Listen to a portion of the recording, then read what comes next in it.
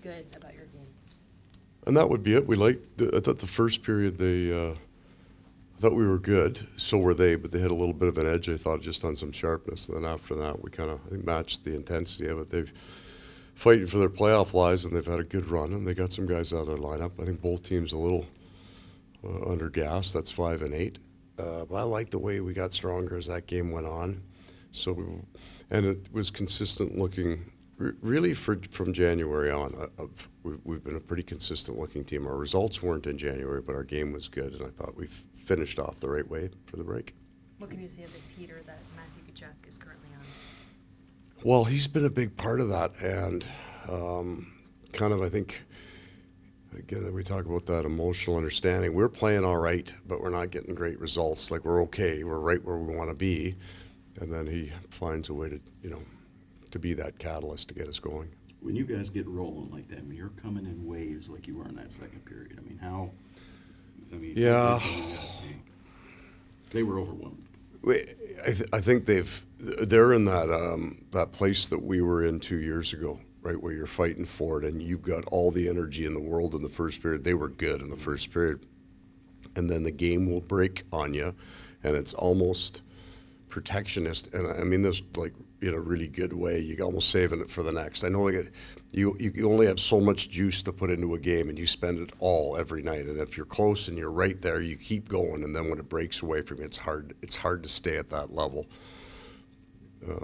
But I would, if you put that game, each team has 2 days off. I think it's a fight right to the very, very end. The franchise record for shots in a game came in October 2022 against the Senators, and there's been a lot of post-whistle stuff. What is it about this matchup that gets your group so fired up? The Ottawa Senators are a completely different team than they were 2 years ago. Much better, much improved. They've 3 or 4 really important players out of their lineup. We went a stretch where we weren't shooting the puck, I don't think, nearly as much. We also didn't get the zone time that we've been shooting for, and I think we're going to be able to put more pucks to the net. But this game was, I know it's 5-1 because it breaks toward the end, but it was very tight and hard.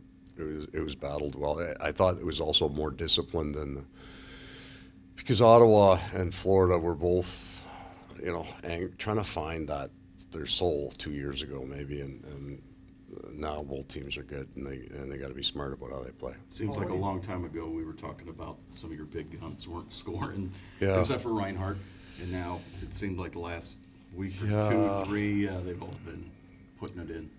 How important is that for you guys? Really important. I think they weren't scoring in December, and I think there was a reason for it. I didn't think we were getting a lot.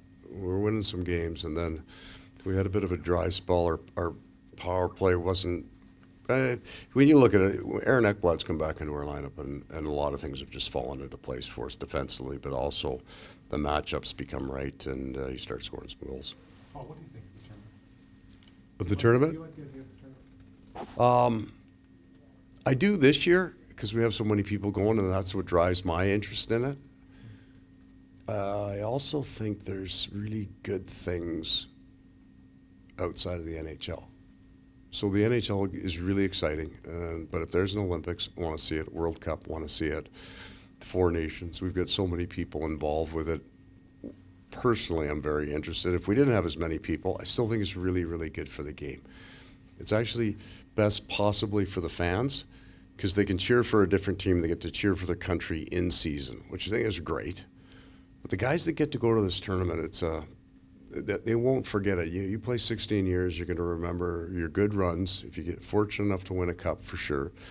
But from an individual point of view, nice recognition for those men, because they'll always remember playing for their country. And how different is this than as a best-on-best of the NHL as opposed to like a world championship? Yeah, it's completely different, and hopefully to be respectful, the World Championship is thought very highly of in Europe because they run 4 national team breaks. It's a big part of the culture there. It just isn't as impactful here because it's never the entire best that you can put on the ice. So this is different, and you'll get to see all the best players, or a big chunk of the best players on each team, and I think it'll be far more intense than maybe you might think. I know you don't know how these 2 weeks are going to go, but do you envision a scenario where, you're still in season. Can you unplug, do you think, 100%, not a problem. Yeah. Yeah, well, because you never completely do.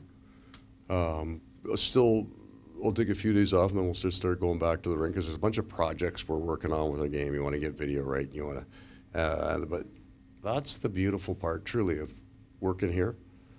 Is you go in early and you leave late, but you walk out the door, it's usually pretty nice out.